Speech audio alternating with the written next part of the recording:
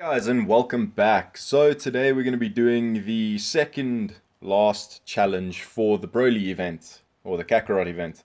Now, we're going to be using the Freezer Force for people who don't have any of the boost units.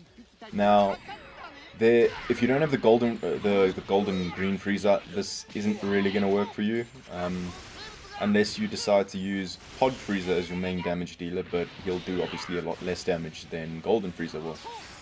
Now, there are variations you can do with this team. I decided to bring in the yellow Freezer, sorry, because if I was in a position where I was going to take a blue card from Broly, which by the way you cannot do with anyone, otherwise they will die in one shot. Most of the time the attack does over 2 million damage, so no one's going to survive that, unless they have endurance, which is why I brought in the yellow Freezer. Now, in this situation, keep Golden Freezer alive as, as strongly or as long as you can, sorry. Now, you can bring Chilled in if you want to boost their damage. So instead of the yellow Freezer, for example, here unfortunately we get one-shotted by Broly, which is just 2.5 million damage, which is nuts. Now, the reason this team's good is because they have damage against Saiyans, and there you go. There's another blue card, and we already lost Frieza's first life. So, luckily that came in clutch where we actually managed to survive. And again, it has another blue card. I don't know how, but it does. And at this point, I didn't know what was coming. I had 3 counts to wait for Golden Freezer, so whatever it was, I had to use the green card. Wait out the timer counts. We managed to do well. And luckily it doesn't evade the attacks.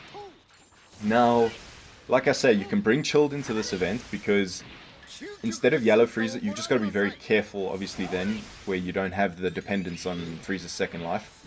So, bring in Chill, use his main ability after a while. I'd say when you've taken away Broly's first life, use Chilled's main ability, and you should seal off the game quite well. This team, though, this is the first time I ever ran this team on this event, so it clearly works exceptionally well. And it was actually not as bad as I was expecting. Thankfully, it took a second longer to do that ultimate ability than it normally does, and we managed to just manage to get the Rising Rush to end this off if it doesn't guess it. Now, this event is, you've just got to avoid the blue card. That's all you have to worry about. Now, this isn't the last stage, so it's going to get a lot harder. But I finished it with the boost characters, and I mean, I only managed to finish it a minute quicker. So the boost characters do make it easier, but this team, it makes it just as easy, in my opinion, because it's just nuts. The damage they do against Saiyans is what makes them so good. And there's the team.